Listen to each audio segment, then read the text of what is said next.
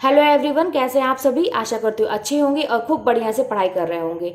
तो आज की इस वीडियो में मैं आप लोगों को बहुत ही ज़रूरी बात बताने वाली हूँ और वो ये है कि जैसे आप यहाँ देख सकते हैं कि रिवीजन कैसे करें। मैंने तो आप लोगों को सब कुछ बता दिया है कि ऐसे पढ़िए वैसे पढ़िए, इतने घंटे टाइम दीजिए, अपना शेड्यूल भी मैंने सब कुछ बताया आप लोगों को। रिवीजन में बताया, मैं बार बार कहती हूँ कि रिवीजन पे ध्यान दीजिए, लेकिन रिवीजन कैसे करें, ठीक है। क्योंकि आप लोग के बहुत सारे ऐसे कमेंट मेरे पास आ रहे हैं कि दीदी रिवीजन करने पे भी भूल जा रहा है, और ये होता है, ये सबके साथ होता है, मेरे साथ भी होता था। एक सामान्य सी बात है, ऐसा आपके साथ ही नहीं होता है। तो इसके लिए मैंने क्या एक उपाय निकाला था कि मतलब मैं किस तरह से रिवीजन करती थी और किस तरह से करते करते करते करते मतलब एक समझिए बहुत एक प्रक्रिया है, एक जर्नी है ये। आप जो तैयारी करना शुरू करते हैं तो उतने दिन के समझिए एक तपस्या है आपकी, और किस तरह से आप दिमाग में चीज़ों को बैठाएंगे। तो आप अभी कहेंगे कि ये बात तो मैं पहले भी बता चुकी हूँ रिवीजन कैसे करें, लेकिन मैंने इतना डिटेल में नहीं बताया है। मैंने वहाँ पे आप लोग को ऐसे ही बताया है कि मैं कैसे करती थी और कितनी बार करें। यहाँ पे मैं आपको लिख के और कुछ चीज़ों को समझा के मैं बताऊंगी, ताकि इस टाइम में, अब आपके एग्जाम नज़दीक आ रहे हैं तो इस टाइम में आपको ये जानना बहुत ही ज़रूरी है कि आप किस तरह से पढ़ेंगे। आप इसको बस एक सजेशन समझिएगा। अगर आप इससे भी बेहतर तरीका अपना रहे हैं या आपको जिस भी तरीके से याद हो रहा है अब आपके अपने तरीके से, तो आप उसी को फॉलो करिए। बस मैं क्या करती थी मैं आपके साथ ये शेयर कर रही हूँ। अगर पसंद आए तभी करिएगा, नहीं तो आप जो तैयारी कर रहे हैं जिस हिसाब से कर रहे हैं उसी हिसाब से करिएगा। तो मैं यहाँ पे आज भक्ति काल को लेती हूँ। जैसे भक्ति काल का, जैसे मेरे पास एक आया था कमेंट कि भक्ति काल को कैसे करें दीदी और ये भूल जा रहा है, भक्ति काल को समझा दीजिए, ठीक है।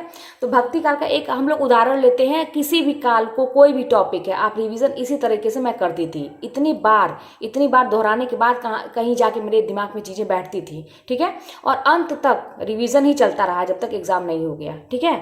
तो देखिए, इसमें पहली बात तो हम ये समझेंगे कि भक्ति काल को कितने भागों में बांटा गया, ये समझना बहुत जरूरी है। तो आप भी जानते हैं कि भक्ति काल को दो भागों में बांटा गया। एक था आपका निर्गुण धारा, ठीक है, एक था आपका निर्गुण धारा, ठीक है, और दूसरा क्या था, सगुण सगुण धारा। ये दो मतलब ये था, ठीक है। अब इन दोनों को भी दो दो भागों में बांटा गया, इन दोनों को भी दो दो भागों में बांटा गया। तो इसको देख लेते हैं। इसको जो दो भागों में बांटा गया है, एक था ज्ञानाश्रयी शाखा, ज्ञानाश्रयी शाखा, और एक था क्या, प्रेमाश्रयी, प्रेमाश्रयी शाखा, ठीक है। अब इसको भी दो भागों में, तो ये सगुण है तो आप जानते ही हैं कि यहाँ पे ये एक राम भक्ति शाखा होगी और एक जो होगा आपका कृष्ण का होगा, ठीक है ना, कृष्ण भक्ति शाखा, ठीक है। तो इस तरह से पहले तो हम लोग इतना समझ लिए। अब हमको एक एक चीज पढ़ना है। हमारे जो भक्ति काल हम उठाए हैं पढ़ने के लिए, तो पहले हमको ये पढ़ना है, निर्गुण समझना पड़ेगा क्या है। अब निर्गुण जब पढ़ेंगे तो इसमें ज्ञानाश्रयी प्रेमाश्रयी पढ़ेंगे, फिर सगुण उठाएंगे तो राम भक्ति शाखा और कृष्ण भक्ति शाखा। इन सबके पहले आपको ये जानना है कि भक्ति काल है क्या, भक्ति काल के विषय में लोगों ने क्या कहा, कितने कथन है सबके, मतलब क्या है ये, इसके बारे में हमको समझना पड़ेगा। तो ये आपकी किताब में जब नोट्स पढ़ेंगे तो आपको भूमिका टाइप में आपके सर लोग भी पढ़ा रहे होंगे, कोचिंग जब आप पढ़ते हैं तो।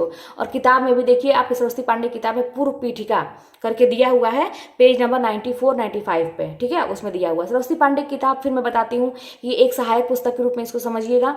इसमें इंपॉर्टेंट चीजें हैं, आपके काम आएंगी, ठीक है। सहायक पुस्तक एक तरह से, मूल पुस्तक अगर कोई कहे कि आप लोग पूछते हैं कि क्या दीदी इतना ही पढ़ लेने से क्या निकल जाएगा, तो देखिए ये सहायक पुस्तक है। इसके साथ आप अगर कोचिंग करते हैं तो वो भी तैयारी करनी पड़ेगी। अगर आप कोचिंग नहीं करते हैं तो आपको मूल पुस्तक एक दो बार जरूर पढ़ना पड़ेगा, ताकि आप समझ सकें चीजों को कि हाँ हिंदी साहित्य के इतिहास में क्या क्या है, ठीक है। तो ये सहायक पुस्तक है, हाँ इसको अच्छे से तैयार करिए, इंपॉर्टेंट है इसमें सारी चीजें। अब पेज नंबर 94 95 पे दिया हुआ है आपकी पूर्व पीठिका। अब आप क्या करेंगे, देखिए मैं क्या करती थी मैं वही बता रही हूँ। अब पूर्व पीठिका, आप भक्ति का शुरू किए हैं, रिवीजन करना शुरू किए हैं।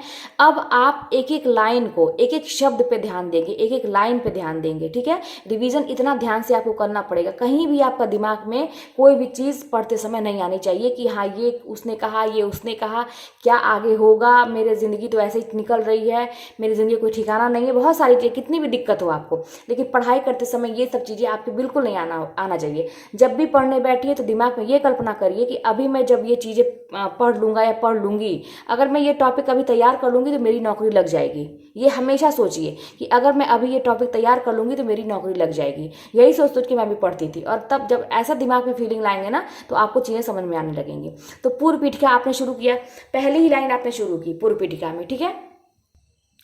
अब जो पहली लाइन आप शुरू करेंगे तो उसमें देखिए पहले तो बताया गया है कि जो मोनियर विलियम्स थे वो भक्ति को क्या बताए हैं, है ना, भज धातु से मतलब इसका शुरुआत हुआ है, ये सब बताए हैं। फिर उसके बाद देखिए दिया हुआ कि विद्वान और प्रस्तोता और उन लोगों ने क्या माना, मतलब क्या है। जैसे ग्रियर्सन ने क्या कहा था कि ईसाइयत की देन है, यही कहे थे ग्रियर्सन ने।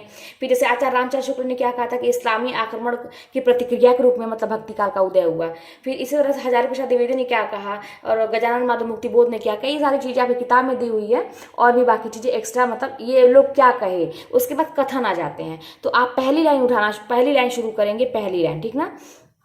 पहली लाइन जो पढ़ेंगे आप, पहली लाइन कोई भी लाइन पहली लाइन पढ़ेंगे तो उसको कम 2-2 बार, ठीक है ना। मैं क्या करती थी, मैं वही बता रही हूँ, 2-2 बार मैं समझती थी। जैसे एक एक शब्द पे ध्यान दे के अच्छा ऐसे ऐसे ऐसे ऐसे एक लाइन पढ़ा तो कुछ चीज़ समझ में आया, उसके बाद फिर उस लाइन को मैं दोहराती थी। अगर 2 बार में आपको समझ में नहीं आ रहा है तो आप 3 बार भी पढ़िए, ठीक ना। लेकिन जब तक एक लाइन समझ में ना आए तब तक आगे मत बढ़िए। कुछ लोग ऐसा भी बताते हैं कि बिना समझे आगे बढ़ जाइए, लेकिन मैं ऐसा नहीं करती थी। मैं ऐसे ही करती थी कि मैं समझ के चीज़ों को आगे बढ़ती थी। आप बिल्कुल हड़बड़ाइएगा नहीं कि अरे इसमें तो बहुत टाइम लग रहा है, 2 बार 3 बार पढ़ने में, आगे का मेरा टॉपिक छूट रहा है।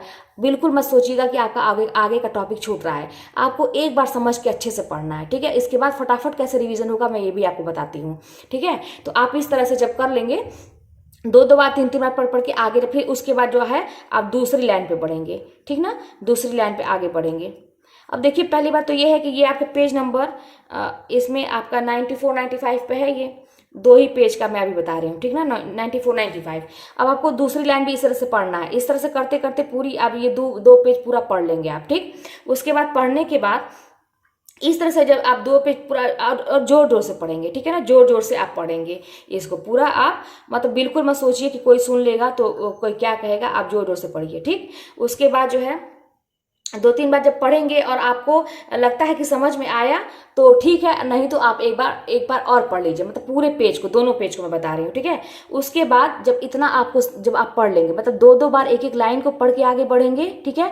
और पूरा जब दोनों पेज पढ़ लेंगे तो दोनों पेज को भी इसी तरह से करते हुए 2 बार पढ़िए, मतलब 2-2 बार एक एक लाइन को पढ़ते हुए पूरे दोनों पेज को 2 बार पढ़िए। नहीं समझ में आ रहा 3 बार पढ़िए, 4 बार पढ़िए, लेकिन पूरा समझ में आ जाना चाहिए अच्छे से।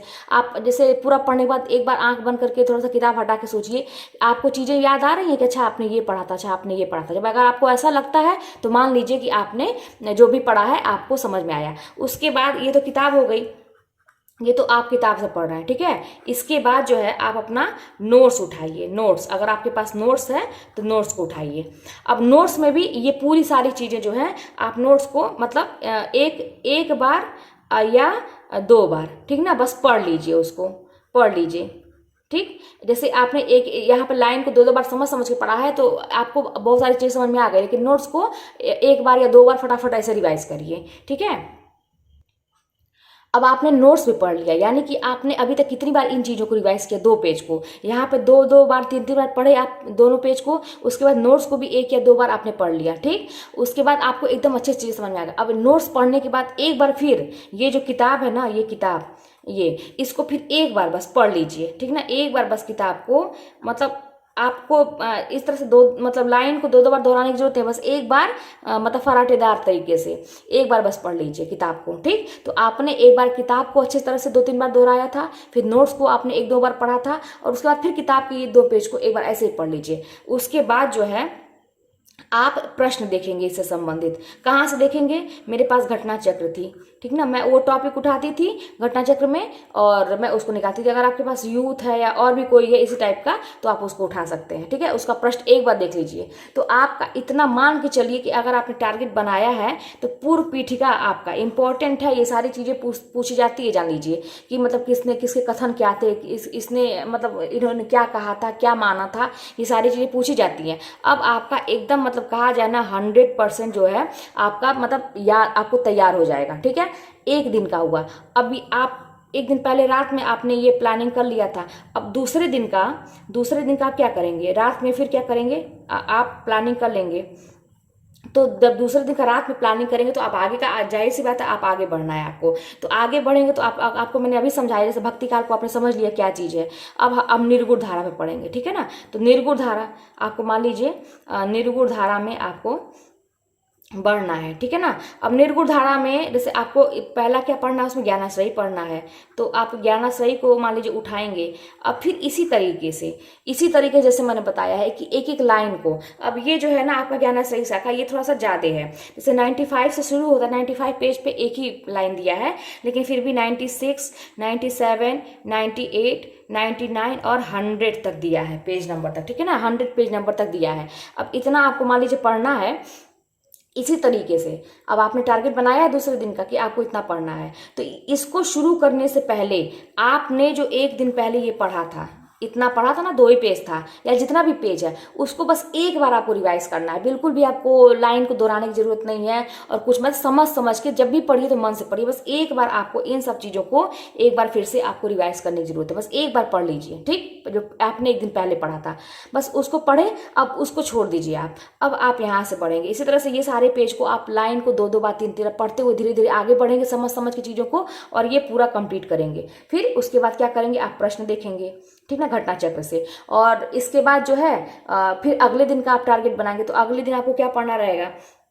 तो और ये सारी चीज़ें रिवाइज करने में, जैसे मान लीजिए आपको मैंने कहा कि ये शुरू करने से पहले इसको रिवाइज करिए, मात्र 5 मिनट या 10 मिनट लगेगा। 2 पेज आपको एक बार पढ़ने में कितना टाइम लगेगा, 5 मिनट, लेकिन इसी से ना आपका एक रिकॉल हो जाएगा, आपके दिमाग में चीज़ें फिर से आपके दिमाग में चीज़ें आ जाएंगी कि अच्छा मैंने कल पढ़ा था, ठीक। तो इस तरह से, तो ये करते करते जो है अब आप अगले दिन का बनाएंगे, तो अगले दिन जैसे मान लीजिए इतना हो जाएगा, तो पंक्तियाँ आ जाती हैं, ठीक है ना, पंक्तियाँ।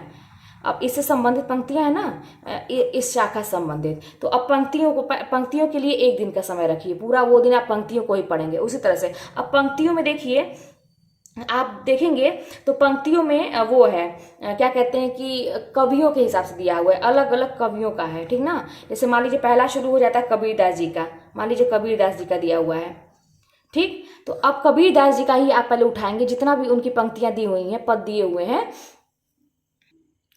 तो जितना भी लाइन कबीरदास का दिया हुआ उसको 2-3 बार 4 बार, मतलब जोर जोर से, जैसे होता है ना कि जोर जोर से आपको पढ़ना है, पंक्तियों को दोहराना है, ठीक है। और इसी तरह से आगे फिर मान लीजिए उसके बाद मान लीजिए संत नामदेव का दिया है, अगले कवियों का दिया है, तो इस तरह से आप 2-2 बार 3-3 बार पढ़ते हुए आप दोहराते चले जाएंगे। और जब अच्छा ठीक है, तो अब यहाँ से आपको देखेंगे तो आपको पूर्व पीठिका, ज्ञानाश्रयी शाखा में सब कवि, जितने कवि लोग हैं, और उसके बाद कवि जितने कवि हैं उनकी पंक्तियाँ, ये सब आपको एक तरह से कहा जाए कि दिमाग में आप मान के चलिए कि 50% तो आपको बैठ ही गया एक बार के, मतलब इस तरह से रिवीजन करने में बैठ गया कि नहीं बैठ गया, बिल्कुल बैठ गया, इससे ज़्यादा ही बैठा होगा, ठीक है ना। अब आप क्या करेंगे, अब फिर आप नेक्स्ट डे का प्लान करेंगे, मान लीजिए अगले दिन का आप प्लान करेंगे, तो अगले दिन आपको अब क्या शुरू करना है, अब आगे का आप शुरू करेंगे प्रेमाश्रयी पे, मान लीजिए बढ़ेंगे, ठीक ना, प्रेमाश्रयी पे आप बढ़ेंगे। तो अब प्रेमाश्रयी पे बढ़ने से पहले ध्यान दीजिएगा, जितना भी आपने ज्ञानाश्रयी में पढ़ा है, पूर्व पीठिका से लेके अब ज्ञानाश्रयी के सभी कवियों को, ठीक है, और ये साथ में पंक्तियाँ, ठीक, आपको एक बार बस पढ़ लेना है पूरा, एक बार आपको, तो ऑलरेडी चीज़ें दिमाग में बैठे कि एक ही बार में सारा आप सोचेंगे कि एक ही बार में सब याद हो जाए, तो ऐसा नहीं होगा, ये एक बार का रिवीजन में बता रही हूँ, ठीक है। तो फिर आप एक बार आप उसको बस पढ़ लेंगे, ठीक ना, पढ़ लेंगे उसको, ठीक है। अब ये आपका ज्ञानाश्रय फिर तैयार हो गया, अब एक बार पढ़ लिया, अब आप प्रेमाश्रय को उठाएंगे इसी तरह से, ठीक। अब ये जब पूरा आपका भक्ति काल, अब फिर जब प्रेमाश्रय करेंगे, आगे बढ़ने से पहले प्रेमाश्रय को दोहरा लीजिए, ठीक ना, फिर प्रेमाश्रय भी हो जाएगा, लेकिन बीच में उसी में टाइम निकाल के एक बार फिर ज्ञानाश्रय को दोहरा लीजिए 3-4 दिन के बाद, ठीक है। फिर उसके बाद क्या करेंगे, फिर आगे जब प्रेमाश्रय से आगे बढ़ेंगे, राम भक्ति और कृष्ण सगुण पे बढ़ेंगे, तो फिर प्रेमाश्रय को 2-3 दिन के बाद दोहरा लीजिए, और एक एक दिन में इस तरीके से आप रिविजन करेंगे, तो आपको चीज़ें, ये एक बार का किताब पढ़ने का मैं बता रही हूँ, जब आपकी पूरी किताब यहाँ से शुरू से लेके अंत तक जो किताब है पूरी अगर खत्म हो जाती है, पूरा सिलेबस आपका, फिर आप शुरू से दोहराएंगे, तो फिर आप पढ़ना शुरू करेंगे, फिर 2-3 बार आपको बस मेहनत करना है। उसके बाद जो है ना आपके दिमाग में चीज़ें जब बैठ जाएंगी तो आपको बस एक बार ऐसे कह रहे हैं ना कि लास्ट में एक बार बस पढ़ना है, तो बस एक बार आप पढ़ते जाएंगे ना, चीज़ें बस आपके दिमाग में बैठती जाएंगी। बिल्कुल मत घबराइए कि हमको याद नहीं हो रहा है।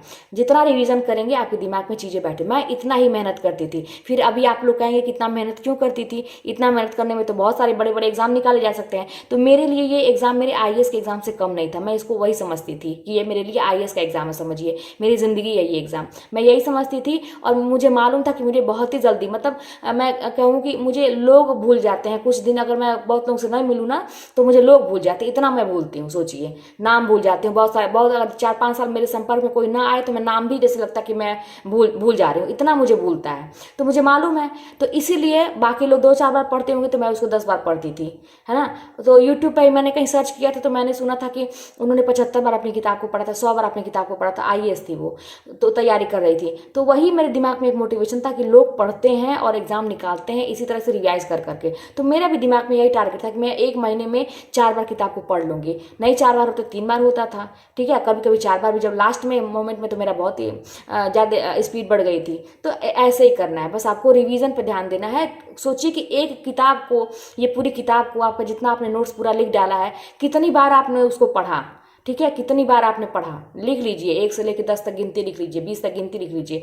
एक बार पूरा पढ़िए, एक टिक लगाइए, 2 बार पढ़िए, टिक लगाइए, ठीक है। आपको पता चलेगा कि आपने कितनी बार पढ़ा, और 5-6 बार के पूरे पढ़ने में ही आपको सब कुछ याद हो जाएगा। बस उसको लास्ट तक, एग्जाम तक आपको रिवीजन करना है, ठीक है। तो चलिए मिलते हैं नेक्स्ट वीडियो में, और अपनी कोई भी बात होगी तो आप लोग कमेंट में बताइएगा, प्रॉब्लम होगी तो शेयर करिएगा, और अगर वीडियो पसंद आए तो लाइक करिएगा, और चैनल पर नए हो तो सब्सक्राइब करिएगा ताकि आपको ऐसे ही यूजफुल वीडियो आपको आगे भी मिलते रहें, ठीक है। तो मिलते हैं नेक्स्ट वीडियो में।